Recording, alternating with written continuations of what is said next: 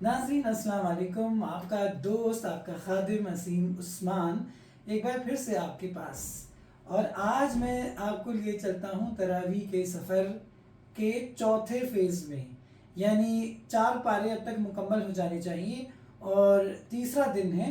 तो उसमें क्या क्या कहानियाँ, क्या क्या कैरेक्टर्स हमें देखने को मिलते हैं, कुरान से सुनने को मिलते हैं उनकी कहानियाँ। तो चलिए देखते हैं मेरे एक रिसर्च में। तो तीसरे दिन तक पढ़े जाने वाले कुरान का निचोड़ कुछ इस तरह है। रात की तरावी में जब हम तीसरे दिन तक पहुंचते हैं तो ऐसा लगता है जैसे कुरान इंसान की पूरी कहानी हमारे सामने खोल रहा है। पहले हमें याद दिलाया जाता है कि इंसान को इल्म दिया गया, उसे इज्जत बख्शी गई, लेकिन वो भूल भी सकता है। फिर उसे तौबा करने का रास्ता सिखाया गया। उसके बाद इतिहास के पन्ने खुलते चले जाते हैं। अब सबसे पहले जो कैरेक्टर हमें दिखाई देता है सूरह अल बकरा में, तो वो हज़रत मूसा अलैहिस्सलाम का कैरेक्टर है।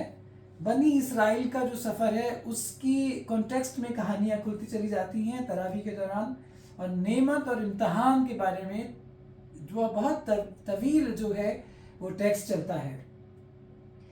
सोच के देखिए कि समुंदर के 2 हिस्से कर दिए गए हैं, समुंदर 2 हिस्सों में बट गया है, जालिम ताकत पीछे छूट गई है, आसमान से खाना उतर रहा है। ये हज़रत मूसा अलैहिस्सलाम का दौर है। लेकिन कहानी यहीं ख़त्म नहीं हो रही है। आज़ादी मिलने के बाद उनकी जो कौम थी उसकी शिकायतें शुरू हो जाती हैं। कभी सब्र की कमी नज़र आती है तो कभी भरोसे की कमी नज़र आती है। कुरान हमें यहाँ रुककर सोचने पर मजबूर करता है कि क्या हम भी नेमत मिलने के बाद बदल जाते हैं? क्या हमारी याददाश्त कमज़ोर हो जाती है या हमारा शुक्र कमज़ोर हो जाता है? बनी इसराइल का जो सफ़र है उसमें कुछ क्रिस्प सवाल उठते हैं। क्या मैं नेमत मिलने के बाद भी शुक्र करता रहता हूँ? क्या मुश्किल में जैसा भरोसा मैंने दिखाया था आसानी में वैसा ही भरोसा दिखाता हूँ? क्या मेरी याददाश्त और एहसान की भावना, ये जो मेरे अंदर एक शुक्रगुजारी होनी चाहिए, क्या वो कायम रहती है जब मैं अच्छे हालात में आ जाता हूँ? तो नेमत हासिल करने के बाद भी इंसान को शुक्रगुजारी हमेशा वैसी रखनी चाहिए। आज देखें आप, जितने लोग हैं वो क्या करते हैं कि जब तक उन्हें कोई चीज़ नहीं मिलती तो उसके पीछे भागते रहते हैं, हाथ पल्ले जोड़ते हैं, अल्लाह से बहुत दुआएं करते हैं, लेकिन जैसे ही वो हासिल कर लेते हैं उसके बाद साफ वो सोचते हैं ये तो हमारा एक्ट था, वो हमारी काबिलियत थी, इसमें अल्लाह का क्या जो है कमाल है, या जरिया जो वसीला बनाया उसमें उसका क्या कमाल है। तो लोग भूल जाते हैं, शुक्रगुजारी भूल जाते हैं। उस नेमत का जो थैंक्स गिविंग का कॉन्सेप्ट है ना, बिल्कुल ख़त्म है, आज है ही नहीं। तो ये हज़रत मूसा अलैहिस्सलाम की कहानी हमें थैंक्स गिविंग सिखाती है। फिर आता है एक बड़ा मोड़ कि किबला बदल रहा है। तो किबला बदल रहा है, नमाज का रुख बदल दिया जाता है। अब चेहरा काबे की तरफ कर दिया जाता है। ये सिर्फ एक डायरेक्शन बदलना नहीं था, ये दिलों का बदलना था, ये दिलों का इम्तहान था। इसको उस ज़माने के लोगों का एक्सेप्ट करना एक बहुत बड़ा ये जो है अचीवमेंट था, बहुत बड़ा ये क्वेश्चन था। कुछ ने इसमें कहा कि हम क्यों बदलें, हम तो नहीं बदलते। कुछ ने कहा हमने सुना और हमने मान लिया। कुछ लोगों ने बिल्कुल ओबीडियंटली सुन करके उसको तस्लीम किया और एक्सेप्ट किया और आगे बढ़ गए और काबे की तरफ अपना रुख करके नमाज पढ़ने लगे। यही कुरान एक महीन रेखा खींच देता है, यानी एक बाउंड्री बना देता है कुरान यहाँ पर। ईमान सवालों से ख़त्म नहीं होता, हमें सवाल ज़रूर करने चाहिए, लेकिन साथ साथ में जो हमें हुक्म दिया है उसको भी एक्सेप्ट करना चाहिए, उसको भी फॉलो करना चाहिए। तो ये भी हमें कुरान कहता है कि जो हुक्म मिलता है उसको हम माने, अपनी मनमानी, अपने फालतू के सवालात से उस हुक्म का जो हमें जो एक गिफ्ट मिला है उसको ख़त्म नहीं करना चाहिए। अब इसके लिए बहुत सारे रिफ्लेक्शंस उठते हैं कि क्या मैं लोगों की राय से ज़्यादा अल्लाह की रज़ा को अहमियत देता हूँ? ये कहानी हमें ये बात सोचने पे मजबूर करती है। किबला बदलना इतिहास की घटना नहीं, हर दौर का इम्तहान है। हर दौर में किबला बदल रहा है।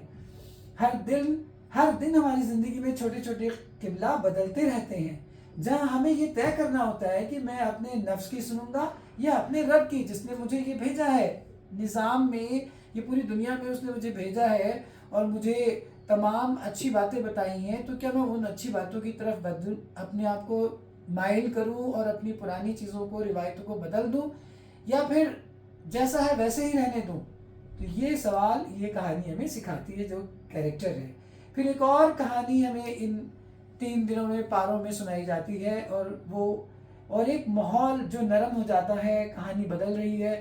یہ سورہ آل عمران سے کہانی ہے، ایک بوڑھے نبی کی کہانی ہے، جو نبی ہیں زکریہ علیہ السلام۔ ایک بوڑھا نبی تنہا کھڑا ہے، خواب اس کے اٹھے ہوئے ہیں، نام ہے زکریہ علیہ السلام، عمر ڈھل چکی ہے لیکن امید ابھی زندہ ہے۔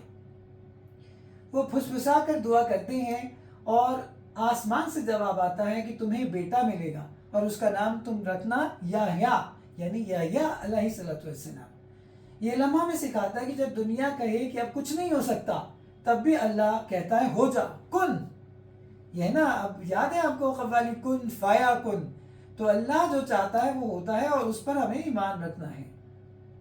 حضرت زکریہ علیہ السلام کے حصے سے چھوٹے اور اثردار سوال ہماری زندگی کے لیے اٹھتے ہیں کہ کیا میری دعا حالات دیکھ کر کمزور ہو جاتی ہے؟ کیا میں دیر ہونے سے مایوس ہو جاتا ہوں؟ یعنی بہت ساری چیزیں ہم نے کئی بار ہم دعا کر رہے ہیں اللہ سے، یا اللہ ہمیں یہ اس چیز کی حاجت ہے آپ پورا کرتے، وہ نہیں ہوتی، تو ہم کیا مایوس ہو جا کر اپنی دعائیں چھوڑ دیں؟ مایوس ہو کر کیا ہمیں اپنی دعا چھوڑ دینی چاہیے؟ کیا میری تنہائی میں بھی اللہ سے رشتہ زندہ ہے میرا؟ کیا میں ناممکن پر یقین کرتا ہوں یا اللہ کی قدرت پر؟ کیا میری دعا صرف دنیا کے لیے ہے یا آخرت کے لیے بھی ہے؟ تو یعنی جو چھوٹی چھوٹی دعائیں ہم مانگتے ہیں، یا اللہ مجھے کار مل جائے، یا اللہ ہمارے بیٹے کی شادی اچھی ہو جائے، اسے اچھی بیوی مل جائے، یا اللہ ہماری دکان چل جائے، ہمارا بزنس، یہ چھوٹی چھوٹی دعائیں یہ اتنی امپورٹنٹ نہیں ہے جتنی ہم آخرت کے لیے، اللہ ہمارا کردار ایسا ہو، ہماری زندگی ایسی نمونے دار ہو کہ ہم آخرت میں بھی تجھے منہ دکھانے لائق بنے، یہ دعائیں ہماری ہونی چاہیے، جو یہ حضرت زکریا کی کہانی ہمیں سکھاتی ہے۔ پھر اور جو پاروں میں قرآن شریف آگے بڑھتا ہے، تراویح میں ہمیں وہ پارے سنائے جاتے ہیں، جس میں ایک اور نیا کیریکٹر سامنے آتا ہے، وہ ہے حضرت مریم کا کیریکٹر۔ حضرت مریم یعنی حضرت عیسیٰ کی جو ماں تھی، ان کا کیریکٹر ہے۔ یہ بڑا مقدس کردار ہے جو ہمارے سامنے آتا ہے۔ ایک لڑکی جو عبادت میں پلی، جس کا نام تھا مریم علیہ السلام۔ لوگ سوال کرتے ہیں کہ الزام لگاتے ہیں، لیکن جب وہ جواب لوگوں سے نہیں اپنے رب سے ڈھونڈتی ہے، پوچھتی ہے کہ حضرت مریم کو لوگوں سے کوئی لینا دینا نہیں تھا، ان کا سیدھا کانٹیکٹ اپنے رب سے تھا۔ وہ جانتی تھی کہ یہ رب کا حکم ہے جو انہیں پورا کرنا ہے۔ پھر وہ جنم دیتی ہیں عیسیٰ علیہ السلام کو، جو اللہ کی اجازت سے مردوں کو زندہ کرتے ہیں اور اندھوں کو روشنی دیتے ہیں۔ یہاں قرآن ایک اور سچائی بتاتا ہے کہ طاقت انسان کی نہیں ہے، طاقت صرف اس اللہ کی ہے، وہ کسی کو بھی طاقت دے سکتا ہے۔ حضرت عیسیٰ حضرت مریم کی کہانی سے ہمیں یہ پتہ لگتا ہے۔ حضرت مریم اور حضرت عیسیٰ کے حصے سے چھوٹے اور گہرے سوال سامنے اٹھتے ہیں جو سورہ آل عمران سے لیے گئے ہیں۔ جب لوگ الزام لگائے تو کیا میرا اللہ میرا سہارا ہوتا ہے؟ کیا میری عبادت مجھے مشکل وقت میں مضبوط بناتی ہے؟ کیا میں لوگوں کی رائے سے ڈرتا ہوں یا رب کی رضا چاہتا ہوں؟ کیا میں اپنی قابلیت پر بھروسہ کرتا ہوں یا اللہ کی طاقت پہ بھروسہ کرتا ہوں؟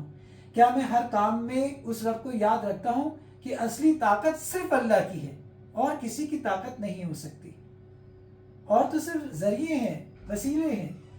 تو نچوڑ، عزت، مدد اور کرشمہ سب اللہ کی اجازت سے ہی ہوتا ہے۔ تو تیسرے دن تک جو قرآن ہم نے پڑھا 4 پاروں میں، سورہ آل عمران جو ہے وہاں تک ہم آئے ہیں، تو ان سارے جو کیریکٹرز ہیں، ان ساری کہانیوں کو ہم جوڑ کر دیکھیں تو اس کا نچوڑ یہ نکلتا ہے کہ انسان بھولتا ہے، اسے توبہ سکھائی جاتی ہے، اسے نعمت ملتی ہے، اسے شکر سکھایا جاتا ہے، اسے حکم ملتا ہے تو اسے حکم کی تعمیل کرنی سکھائی جاتی ہے، وہ مایوس ہوتا ہے تو اسے دعا سکھائی جاتی ہے، وہ الزامات سے گرتا ہے تو اسے صبر اور بھروسہ سکھایا جاتا ہے۔ یعنی تیسرے دن تک قرآن ہمیں یہ بتا دیتا ہے کہ ایمان صرف مانگ لینے کا ہی نام نہیں ہے، بلکہ ہر حالت میں اللہ سے جڑے رہنے کا نام ہے۔ تو یہاں تک ہم نے تیسرے دن تک کے پارے جو تراویح میں پڑھائے جاتے ہیں، ان کی کہانیاں، ان کے کیریکٹرز کے بارے میں جانا، اور جلدی ہی میں آپ کے لیے باقی کے حصے لے کے آؤں گا۔ تب تک میرے ساتھ اس ویڈیو میں بنے رہیے۔ بہت بہت شکریہ، جزاک اللہ خیر۔